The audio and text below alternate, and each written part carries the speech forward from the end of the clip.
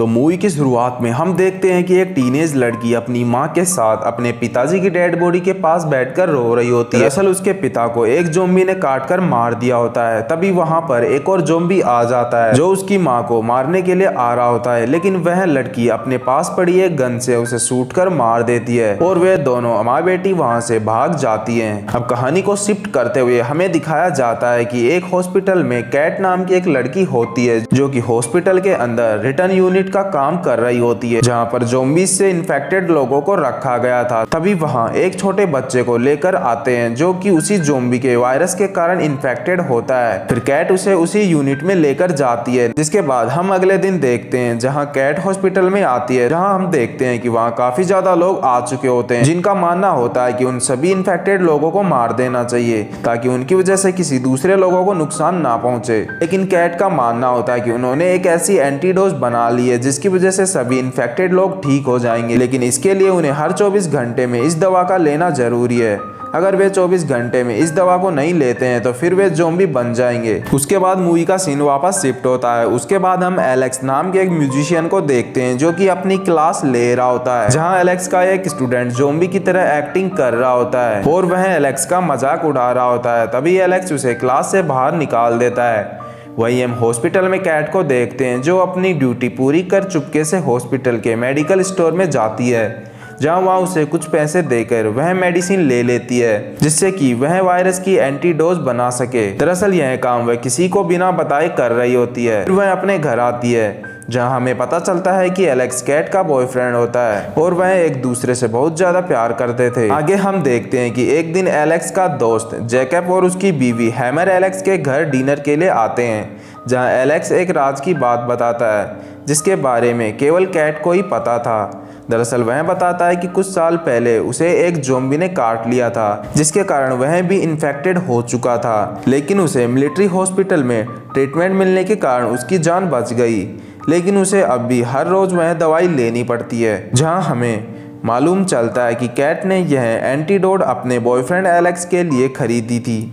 फिर हम कैट को अपनी नर्स के साथ देखते हैं जहां वे दोनों कुछ बातें कर रही होती है। तभी वहां कुछ लोग मास्क पहनकर अंदर आ जाते हैं, जहां वे कैट का रिटर्न पास लेकर सारे यूनिट में जाकर सभी पेशेंट्स को मार देते हैं और वे सभी वहां बाकी सभी इन्फेक्टेड लोगों की डिटेल लेकर चले जाते हैं ताकि उन सभी को वे ढूंढकर मार सकें। कैट वहां मरे हुए पेशेंट को देखकर काफी दुखी होती है और वह हॉस्पिटल में कुछ दिनों की छुट्टी ले लेती है। फिर कुछ दिनों बाद कैट के पास उसी नर्स का कॉल आता है जिसने कैट को एक एंटीडोज दी थी और वह कैट को बताती है कि हॉस्पिटल की सारी रिटर्न पेशेंट की डिटेल वहां से गायब हो चुकी है, जिसमें एलेक्स का भी नाम था। फिर कैट उसी नर्स के पास जाकर एलेक्स के लिए एंटीडोज लेकर आती है तो वह देखती है कि किसी ने एलेक्स को पकड़कर रखा होता है, लेकिन एलेक्स उसे मार देता है। अब कैट बहुत ज्यादा डर चुकी थी, इसीलिए वे दोनों वहां से जाने की सोचते हैं, लेकिन एलेक्स का दोस्त जैकब और हैमर उन्हें अपने घर पर रहने के लिए कहते हैं, लेकिन वे नहीं मानते हैं। अब नेक्स्ट डे जब कैट और एलेक्स नाश्ता कर रहे होते हैं तभी वहाँ एलेक्स का दोस्त और उसकी वाइफ हैमर भी आ जाते हैं और वे उन्हें बताते हैं कि रिटर्न पेशेंट को मारने के लिए सरकार ने मना कर दिया है। यह सुनकर वे सभी अपने दोस्त के घर चले जाते हैं और उस रात वे काफ़ी इंजॉय करते हैं। लेकिन नेक्स्ट डे एलेक्स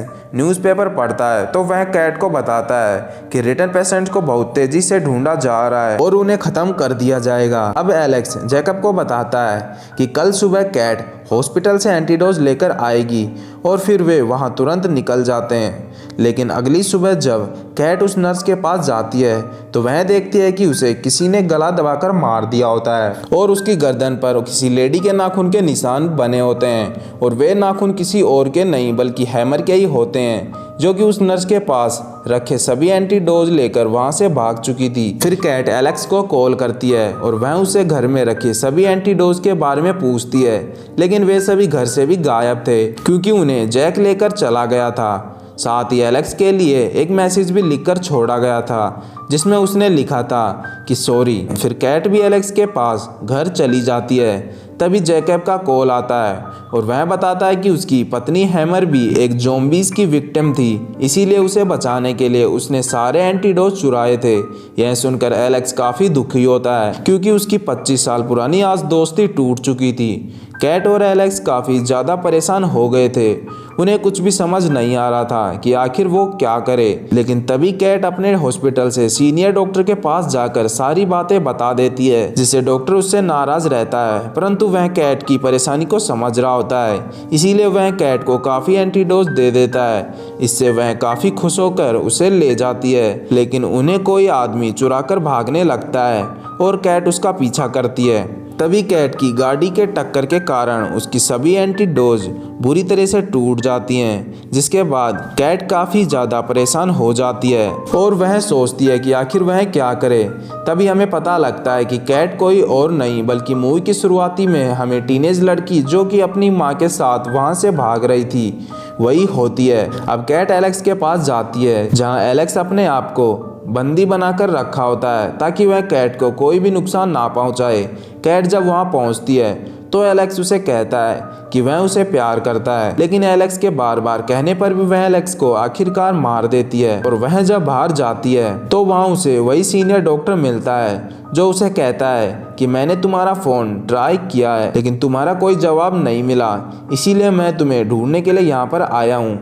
अब सरकार ने इस वायरस का एंटीडोज बना लिया है और अब उसे रोज लेने की आवश्यकता नहीं है। यह सुनकर कैट काफी ज्यादा पछताती है क्योंकि उसने एलेक्स को मार दिया था। अब सीन शिफ्ट होता है और हम कैट को अपने घर पर अकेली देखते हैं, जो कि वहाँ पर अकेले रह रही होती है क्योंकि उस घर के अंदर कैट और एलेक्स की यादें थी। और मूवी का यहीं पर एंड हो जाता है। तो दोस्तों, आपको वीडियो कैसी लगी एक लाइक जरूर करें। हम मिलेंगे आपसे एक और नई शानदार वीडियो में।